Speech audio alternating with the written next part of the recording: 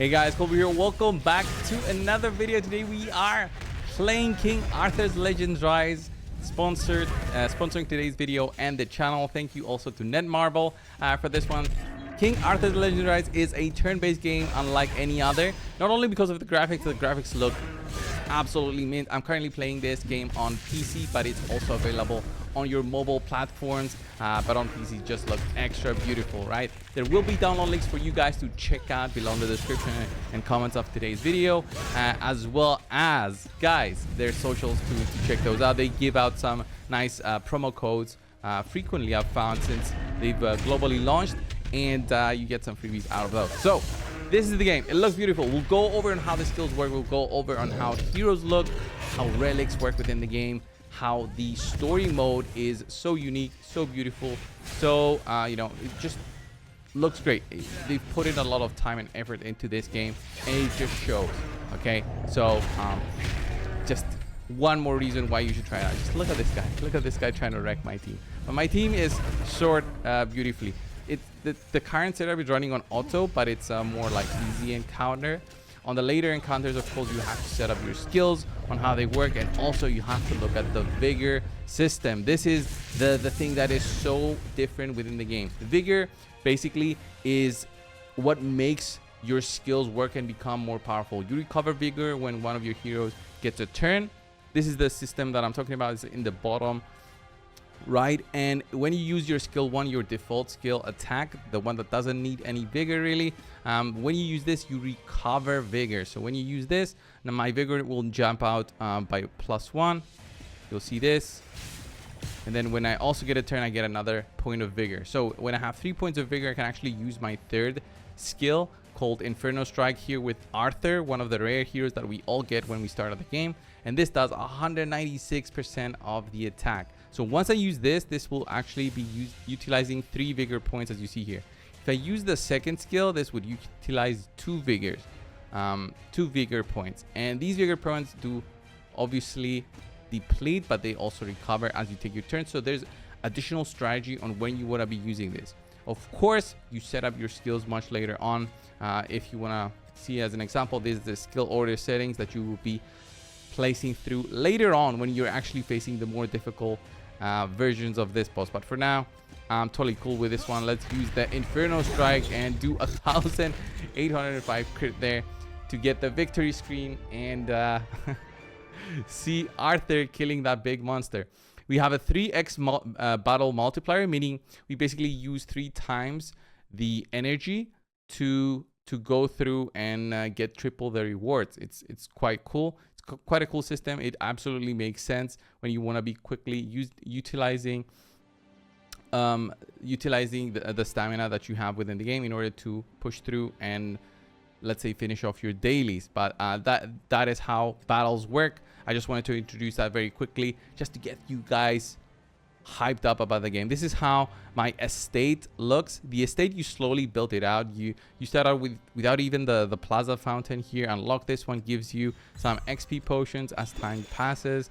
There's the night training camp, which you slowly learn about the game, and this gives you some nice rewards like how to protect your allies, dealing with protection, all about dots, how to use abnormal statuses, and so on. But this is the intermediate training. You unlock the restricted area, which here is just tons of dungeons with different encounters to beat, and there's lots more things. I still haven't unlocked everything. Summons are right here in this thing called Lake Avalon, and let's have a look at the Lake Avalon and the summons. We'll do some special summons right now.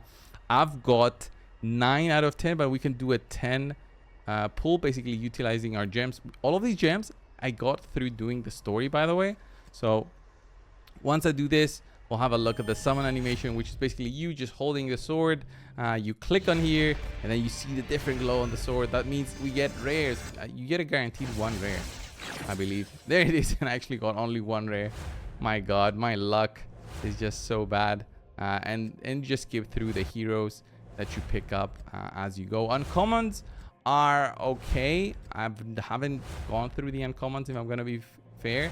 The rares are really strong in this game. Like K, the one that you get for free, is so strong. So when you do summons and you see rares, those are actually worth building and thinking about, because those can actually be upgraded very quickly using their unique chivalry system which exists, which is basically the duplicate system within the game. So when you get duplicate rares, you make them stronger much easier than you would have done your legendaries, for example. So I've got 2 legendaries in the game.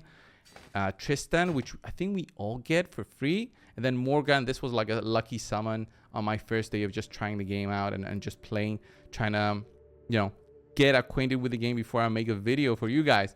So these are how the heroes look. You equip them with different equipments. Obviously, these equipments can't be upgraded at levels and make them stronger. Very familiar things, but again, unique to this one on how this looks. There's an auto equip button if you want to check it out, and it also has some default settings that you can utilize to make this, you know, a more customized experience. And the relics here that you can use, these are basically different equipments that your heroes have that make them, you know, stronger at a different element. And each hero also has this very unique thing called the environmental bonuses, where if it's nighttime when you are fighting, like for example, Morgan here will have different environmental effects to her skills. So that is quite nuts if you think about it. So she has that. Arthur, who is the free rare we all get, is a day hero. So he does, you know, different skills because if it's day, he's just better. Kay, the same thing. Turin here is night, so she pairs in well with Morgan.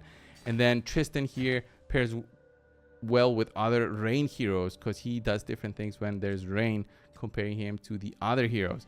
This is the story mode. You click on the story mode. I'm currently on chapter 5. I've done this quite quickly, I want to say. And the story mode just looks beautiful in terms of the initial story that you'll see, but also on how each hero talks when they're just explaining something. There's puzzles also that you might sometimes have to complete as you're going through the story mode, and it all looks very beautiful. So here, this was the last guy I fought. This is the story. You can skip through it if you're somebody that just doesn't have the time to go through the story and read everything, but it's nice to look at the story mode. I just enjoy it, if I'm gonna be honest. But if it's just too much talking, you just click skip story. It's too much for you, and then you just click on this one, for example, and it auto goes to where the next objective is, just making your life easier, honestly, if you're somebody who's bored with that. It caters to everybody, to the people who want to be exploring a little bit on their own, but to also the people who want to be skipping through and get right to the battle. So I'm guessing this one will be one of the battles in the story mode. So once I click on this guy, this will be the next battle that I'll have to win. I set up my heroes like here. I can change them however I want based on what I have. And there's completion requirements here. So for example, use one or more storm heroes, have all heroes survive. So I do have storm heroes. She's a healer, so I'm good basically, and I've got like 2,000 more power than them. It's gonna be nighttime here for this battle, so I do benefit from 2 of my nighttime heroes. I think I'm good today for this one, and it's just gonna work well. This is the game basically, guys. On manual mode, you've seen on how this works with vigor. You basically select vigor and you on purpose use your skills. There's different effects on everybody. Right now I've got Morgan that I can use. I'm gonna use the AoE attack to show you. 50% chance to also decrease the attack gauge by 10% with every attack. So we're gonna use this, attack everybody, trying to reduce their attack gauge. You see that they won't get their attacks soon. So right now we're gonna buff everybody with her, buff everybody with attack speed basically. And then right now I think I can only use the A2 with K, which is the big damaging skill. Let's see what she has. Wasn't that strong. I don't have any vigor, so I'm using the skill 1 with Arthur. And then here, not much we can do, right? They're buffing up. So Morgan, I think I'm gonna try and do the AoE now. Good damage. Good damage overall. Recover here a little bit of vigor. So now with K, I can use her AoE attack. I think it's her third skill. Yeah, 4 hitting attack. Look at this. Solid. We took out one of the guys. Come on, Arthur. Look at that, 734. And then I click on auto. Can do 3x on speed also if you're somebody who doesn't care about how the animations look. They look really fast on 3x.